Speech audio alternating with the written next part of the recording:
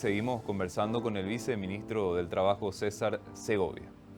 Viceministro, una consulta recurrente también guarda relación con los prestadores de servicio. Entiendo que hay casos puntuales en los cuales los prestadores de servicio también podrían estar pidiendo el cobro del aguinaldo. ¿Nos explica un poco las consideraciones legales sobre este punto en específico, viceministro?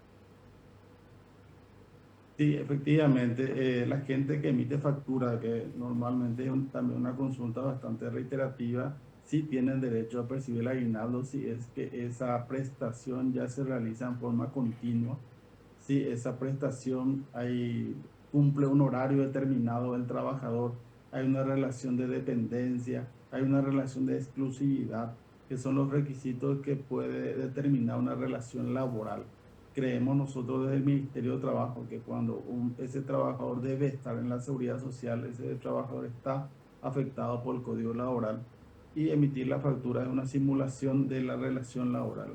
La prestación de servicios puede ser legal en forma transitoria, a excepción de aquellos profesionales que tienen múltiples patronales, por decirlo así. Un ejemplo, los contadores, los asesores jurídicos que tienen numerosas empresas a quienes asesora, pero no tiene una exclusividad con él mismo, ni tampoco tiene un cumplimiento de un horario específico. En estas profesiones no se calcula el aguinaldo, o sea, no le corresponde el aguinaldo, mejor dicho, pero aquellos electricistas, aquellos camarógrafos, aquellas gente que está trabajando en forma ya permanente en la empresa hace un año o más de 2 años, tiene derecho a percibir el aguinaldo y también el modo de cálculo es el mismo, es sumando todo lo que percibió en el año dividido 2. Viceministro, ¿tienen algún tipo de estadística en general sobre lo que mueve el concepto del aguinaldo en la economía también en esta época del año? No sé si en cantidad de trabajadores, tal vez monto es mucho más difícil, pero algún tipo de cifra o dato que nos permita también conocer el impacto que tiene justamente esta dinámica en esta época del año. Sí, como mencioné hace rato, la informalidad en el Paraguay es muy alta, es una de las más altas de la región, según los últimos datos del Instituto Nacional de Estadística y también los datos del Observatorio Laboral del Ministerio de Trabajo, indica que hay una informalidad del 62% en el campo laboral. Eso hace que prácticamente 6 de cada 10 trabajadores no estén en el sector formal. Si nosotros miramos los registros oficiales, tanto el IPS, el Ministerio de Trabajo, estamos hablando que hay 750.000 personas que están en el régimen legal que deberían estar percibiendo el aguinaldo en esta etapa. También si miramos los registros, te habla de que más del 90% cotiza por el salario mínimo. Eso puede que eventualmente en la práctica no sea así, porque también da mucho la simulación de la disminución del salario para pagar menos la seguridad social, una práctica que a veces acuerdan patronales y trabajadores para aportar menos, pero según los registros oficiales, el 90% de los 750.000 trabajadores reciben salario mínimo y el resto, el 10%, recibe más del salario mínimo. O sea, entonces, haciendo la multiplicación con relación a lo que va a estar percibiendo el trabajador, y eso hay que sumarle también los informales, porque también los informales deben, creo yo, en un porcentaje interesante, normalmente hay una conciencia del patrón de dar ese monto. Hoy he visto una publicación del Ministerio de Economía y Finanzas en el cual comentaba que en estas semanas se iba a estar inyectando a la economía 567 millones de dólares que viene a constituir el pago de los aguinaldos y haberes en el sector público y también de empresas públicas que en cierta forma están regidas por el Código Laboral, pero que sus ingresos dependen del presupuesto público. Yo creo que fácilmente sumando al sector privado, estimativamente hablando, porque como mencioné hace rato, los registros en cuanto a la declaración de salario en el sector privado tiene ahí un cierto subregistro. Estaríamos hablando fácilmente de algo así como 1.200 millones de dólares que se estaría inyectando a la economía en este mes de diciembre, del 10 de diciembre al 30, por decirlo así. Y evidentemente, viceministro, que estamos hablando de una obligación transversal para sector público, sector privado y los diferentes sectores de la economía, ¿verdad? Es una cuestión que mueve a la economía en su conjunto.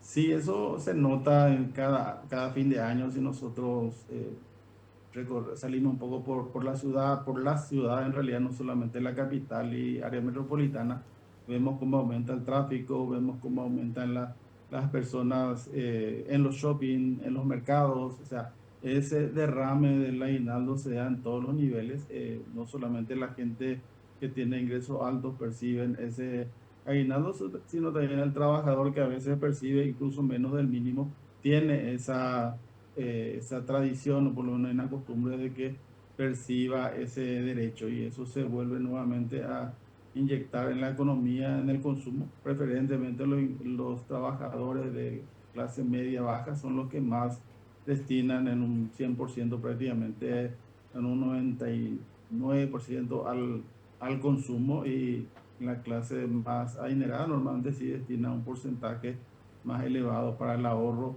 y una parte deja para el consumo. Entonces, eso dinamiza la economía y a la larga beneficia a todos. Nosotros también desde el ministerio tratamos de pregonar o concientizar al trabajador de que administre esos recursos, este recurso adicional que tiene, porque, como se dice, enero es un mes largo y lo que no se quiere es que se haga un uso, abuso y disfrute en exceso en estas fiestas de fin de año, Reyes, pero el resto de enero sea complicaciones o el trabajador incurra en préstamos para poder salvar el mes.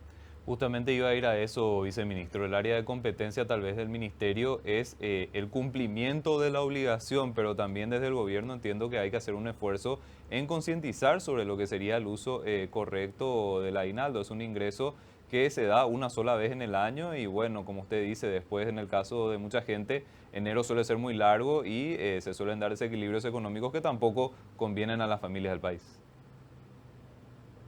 Sí, así mismo es. Enero es un mes complicado al inicio de año. La gente que tiene y ha planificado sus vacaciones salen de vacaciones, ya sea al exterior, al interior, o son un tiempo normalmente de más relax, por decirlo así. En la diferencia de diciembre, que es bastante dinámico, activo, porque no solamente tenemos los compromisos laborales, cenas de fin de año, tenemos las colaciones, egresos, casamientos, etcétera. Es normalmente un mes muy movido diciembre y que eso implica directamente gastos. Entonces, gastos, consumo y bueno, uno tiene que saber administrar en el caso del trabajador, por sobre todo que tiene ingresos más limitados, de que ese dinero que recibe hoy pueda ser bien utilizado. También una cuestión de seguridad, si nosotros no vamos, miramos los números, siempre se resalta que el mes de diciembre es un mes donde aumentan los robos, los asaltos. Entonces, el trabajador, la gente que retira que cobra sus haberes, las propias empresas que realizan pago en efectivo, tienen que prever esa situación para evitar hechos lamentables.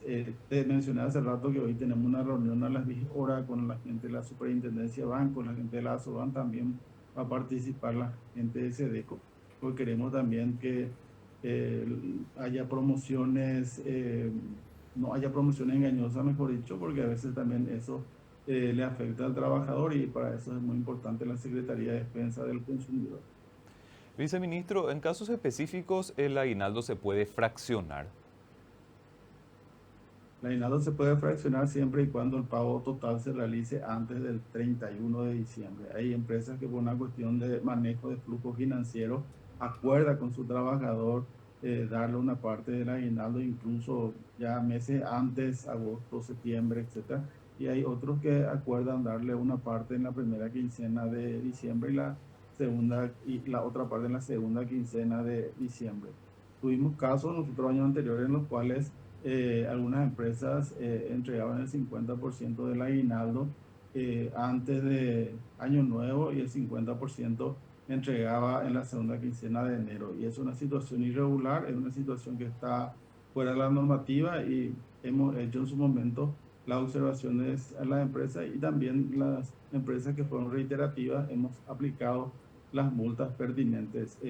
Creo de que el cumplimiento de la normativa es beneficiosa para todos porque Finalmente, como te mencioné hace rato, son 3.365 millones de guaraníes que nosotros hemos aplicado de multa este año a empresas que han incumplido el pago del aguinaldo, ya sea en la totalidad o ya sea en un mal cálculo y haya persistido en el mismo a pesar de la intervención del ministerio. Y a la larga, esa empresa tuvo que pagarle a su trabajador, tuvo que absorber también la multa y tuvo que absorber también el exponerse a presencia fiscalizadora y demás. Entonces, lo más sano y lo más recomendable para ambas partes es conversar de que se haga el cumplimiento de la normativa y que el trabajador perciba lo que le corresponde, en este caso el aguinaldo, hasta el 30 de diciembre.